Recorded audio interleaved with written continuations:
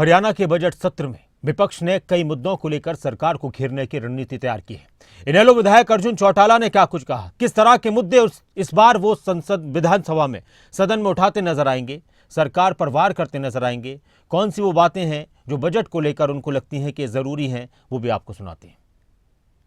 इनेलो के विधायक हैं अर्जुन चौटाला, उनसे जानेंगे कि इस बजट में जो ये अभिभाषण देखने के लिए मिला बजट सत्र के पहले दिन, कैसे आप इसको देख रहे हैं, कैसा सरकार का अभी तक का कामकाज लगा, विजन इसके अंदर देखने के लिए मिला?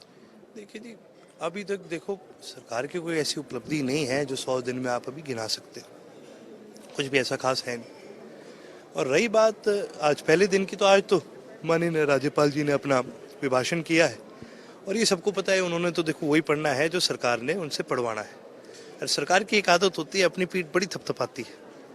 अब वाकई में ये जो बातें करते हैं, इन चीज़ों का लाभ जनता तक पहुंचता है या नहीं पहुंचता है, ये समय बताएगा, ये जनता बताने का काम करेगी। कहाँ इन चीज़ों के अंदर कमियां आती है, ये सरकार को हम बताने का काम करेंगे। गरीब कल्याण की बात, गरीबों को प्लॉट की बात, ऐसी बहुत सी योजनाएं थी जिसका जिक्र यहाँ पर किया गया है। कैसे देख रहे हैं आप अभिभाषण में इन तमाम चर्चाओं को? जहाँ तक गरीबों के प्लॉट की बात आती है, तो ये कहना बड़ा सौखा है कि हम गरीबों को प्लॉट दे रहे हैं, पर असलियत तो तब है जब आप बताएं कि कितने दिए हैं।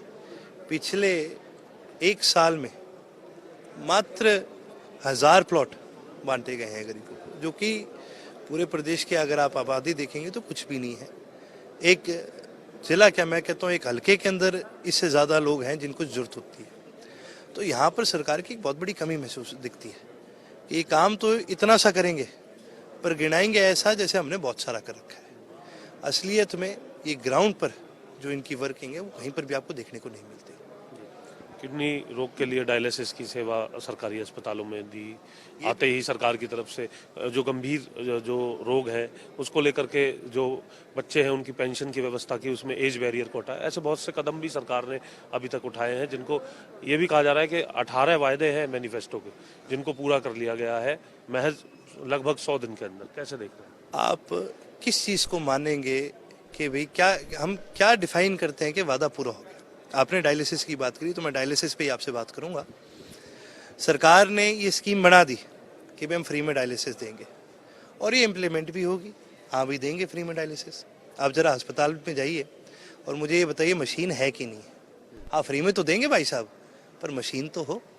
मशीन है, कई जगह मशीन भी है, वहाँ ऑपरेटर नहीं है। मैं आपको सिरसा की बात बता देता हूँ, सिरसा में डायलिसिस की मशीन का ऑपरेटर ही नहीं है। तो फिर आप फ्री में दे भी दें, अगर कोई लाभ मिलेगा क्या किसी को?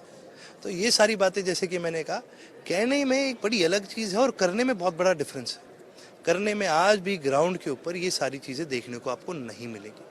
और जब तक ये चीज़ें आप ग्राउंड पर नहीं लेके आते, आप कितनी भी अपनी पीठ थपथपा लीजिए, लोगों को वो साफ चीज़ दिखती है और वहीं पर ही लोग आपको अपना जवाब देने का काम करते हैं। कल आप खबरें अभी तक के कॉन्क्लेव में भी थे, भूपेंद्र हुड्डा भी उसके बाद आए, कह रहे थे कि इनेलो जो है वो बी टीम है भारतीय जनता पार्टी की। सबने देखा कि उन्होंने जो गठबंधन किया उससे किसको फायदा किसको नुकसान हुआ। देखिए जी, मैं हमेशा एक बात कहता हूँ और ये बात मैंने कल भी कही थी, प्रत्येक जो वोटर होता है ना, उसकी मर्जी होती है वो किसको वोट देगा नहीं देगा। हमें जिस वोटर ने वोट दिया उसने ना तो बीजेपी को वोट दिया ना कांग्रेस को वोट दिया, उसने मन में अपना फैसला किया कि भाई मैं इनेलो को वोट दूंगा। यदि उस वोटर के मन में होती कि भी बीजेपी जीतनी चाहिए, फिर हमें क्यों वोट देता? वो बीजेपी को देता। यदि उस वोटर के मन में होती भाई कांग्रेस जीतनी चाहिए, फिर वो हमें क्यों वोट देता? वो सीधा कांग्रेस को देता। तो जब हुड्डा साहब ये बात कहते हैं, ये उस वोटर का अपमान करते हैं और उनके खुद आज तक ये बात समझ में नहीं आई कि वही वोटर है जिसने आपको भी नहीं जीतने दिया, क्योंकि वो वोटर आपको सत्ता में नहीं देखना चाहता। वो वोटर आपसे आज कट चुका है और उस वोटर को पता है कि जब तक आप इस प्रदेश में रहेंगे, इस प्रदेश का कोई फायदा नहीं होगा। 37 विधायक हैं कांग्रेस के, लेकिन नेता प्रतिपक्ष नहीं है इस आप, क्योंकि नए विधायकों में भी हैं। कैसे देख रहे हैं? पहली बार ही आपको एक ऐसा नज़ारा जो अपने आप में हरियाणा के अंदर हमेशा जब भी कभी ऐसी चर्चा होगी तो इसका जिक्र होगा। मैं कहूँ जी, बड़ा अद्भुत नज़ारा है। 6 महीने होने को हो गए, नेता प्रतिपक्ष ही नहीं चुन सके। और इसके अंदर एक चीज़ देखिए, मैं एक चीज़ ज़रूर कहूँगा। देखिए, कांग्रेस इस देश की सबसे पुरानी पार्टी है, आज़ादी से भी पहले की। इसके स्थापक अलेक्जेंडर ऑक्टेवियस ह्यूम थे, जिनके चेले किसी ज़माने में महात्मा गांधी होया करते थे। आप देख रहे हैं कितना पुराना इतिहास है। और आज इस पार्टी के ये हालात हो जाए कि हरियाणा जैसे प्रदेश में भी अपना अगर ये नेता नहीं चुन सकते, इतनी गुटबाजी अगर इनकी है, तो यहीं से आप समझ जाइए कि इस थाली के अंदर बहुत सारे ऐसे लोग हैं जो इसी थाली में छेद करके इसका नुकसान कर रहे हैं। विधानसभा सत्र में आपसे बात होती रहेगी, बजट को लेकर के भी, अलग अलग मुद्दों को लेकर के भी। फिलहाल बहुत बहुत शुक्रिया आपका खबरें अभी तक से बात करने के लिए। अर्जुन चौटाला हमारे साथ थे, सीधे तौर पर सरकार के विजन को लेकर के स्पष्ट करते हुए नजर आए हैं कि जो भी वायदे किए गए हैं वो वायदे भले ही कर लिए गए, लेकिन धरातल पर उनकी सच्चाई कुछ और है। चंडीगढ़ से कैमरामैन बलजीत के साथ जितेंद्र चौधरी, खबरें अभी तक।